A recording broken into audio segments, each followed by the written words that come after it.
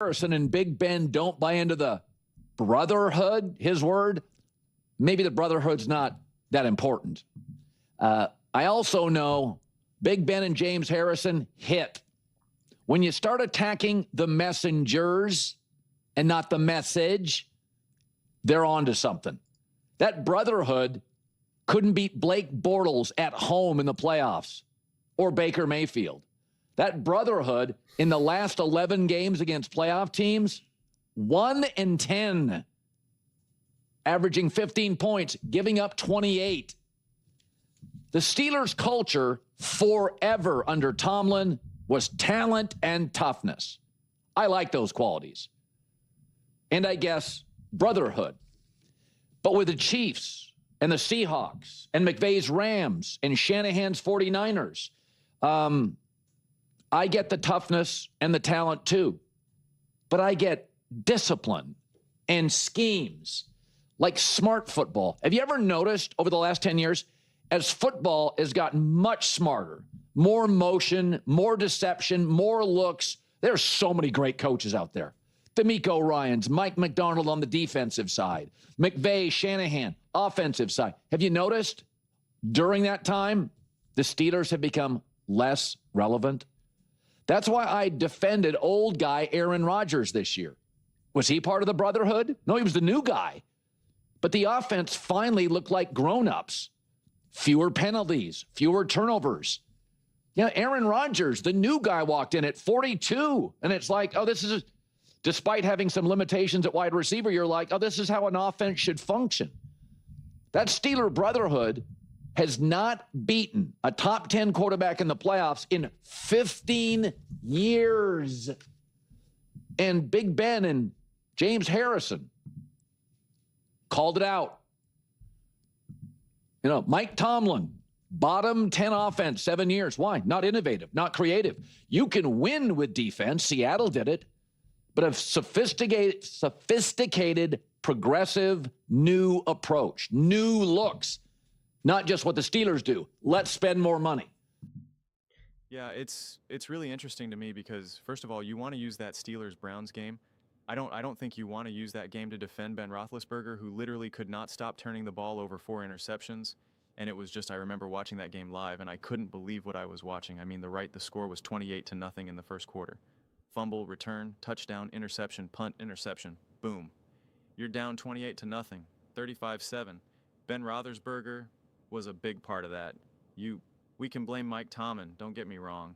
And I blame Mike Tomlin, but like, come on now. Also against Blake Bortles, pretty sure he had an interception and a fumble. Ben Roethlisberger, one of them either being a pick six or a scoop and score again. I forget, that was like, oh gosh, it was like 10 years ago. So it's crazy. But listen, gasps Ben Roethlisberger's perspective of a brotherhood or what a culture should or shouldn't be. I really don't care, man. I really, there are some players that I truly value their opinion to the highest degree. And it doesn't even mean that they were unbelievable players. I always laugh. People like love to make fun of like Dan or Lav. Oh, he stepped out of bounds. Like, we live in a world where people would value Cam Newton or Ben Roethlisberger's opinion over, say, Dan Orlovsky, just by virtue of them achieving more on the field. Like, that automatically means that they know more. And my counter to that is always, how good was Sean McVay's career in the NFL? How good was Andy Reid's career in the NFL? How good was Bill Bitch's career in the NFL? Kevin Unnell, Shanahan, Mike Donald. Some of these guys never even played in the NFL. Ben Johnson. Some of these guys barely, I don't even know if they even played in college, some of them at this point now. So like, you got to retire that way. You got to, of looking at things. And just because you achieved great things doesn't mean that you know how to discuss some of this stuff. And so using that as a reference point, I don't know, man, doesn't really make a whole lot sense to me. And it's not to say that what like Ben or any of these other guys are saying isn't correct, but like, I don't like the connection that Colin brought to it in terms of about like brotherhood and culture and whatnot, that I disagree with. And I'm not here to try to rehash how good or not good Mike Tomlin is or not, or Ben Roethlisberger. Like, none of that matters to me, honestly. Like, none of that matters to me at this point. I don't live in the past in that regard. And it's something that Colin brought up himself, and it was something that made me even want to double, triple, quadruple down on that way. I was kind of like, oh, you know what? I naturally kind of don't live in the past with regards to sports, and I was like, I want to make sure that I continue to do that. I'm like, because Colin brought it up and made some great points, and I was like, oh, you know what? Like, I want to continue to do that, and because it really is easy, especially if you're a fan, to constantly live in the past, to constantly just be like, well, back in my day, you bet nobody was better than so and so, and it's like, I'd rather see Josh Allen and Mahomes play than I don't know, man, Troy Aikman or something, whatever, just whipping out a random name. And that's where I'm at with coaching. That's where I'm at with quarterback play and whatnot. And so I am really optimistic and excited to see the direction that the Steelers are going in right now. Honestly, like, I think there's a lot of optimism for a lot of teams in the directions they're going in. And this is peak optimism, and it's very quick to automatically cut that down. People tried to do that about the Denver Broncos. Worked really well for them. They tried to do that about the Seattle Seahawks. Worked really well for them, right? Like they try to do it about some of these teams, and it works well for them. And then when they try to inflate optimism where it has no business being Cleveland Browns, how it work out for them? Not well. The Pittsburgh Steelers are a well-run franchise. I know they haven't been able to achieve the levels of greatness that you would hope they could or expect them to be able to, and that deserves criticism, but they have consistently been a well-run franchise. I'm not a big fan of the never a losing season because that doesn't actually matter to me. I don't use that as a barometer of greatness, of exception, of being exceptional, being elite, this, that, but it is still a barometer of you can't not be a well-run franchise and achieve that. You can't accidentally do that. And although I'm from the school of thought too, where it's just kind of like, I'll take a couple losing seasons if it means you're going to take a big swing and now you're going to, get a better, and I don't mean tank. I just mean like, take some risk that could then sometimes not work. But sometimes it does. And when it does, you hit big. And now you're, in the Super Bowl or whatever, things of that nature. But like, you just can't accidentally be as consistent as the Steelers have been.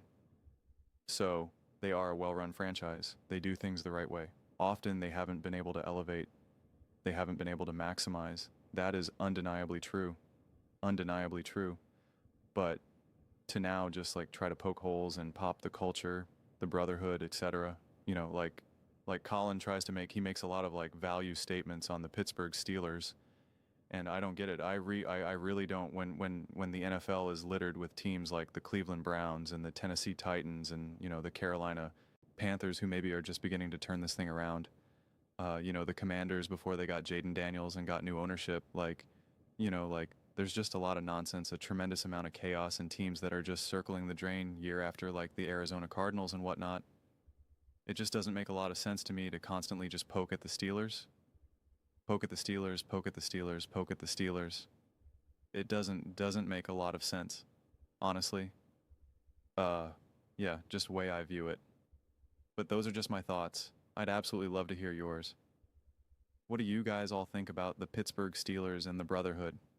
Do you think the Steelers culture is broken as Colin is trying to claim? I don't get it. Honestly, I really don't.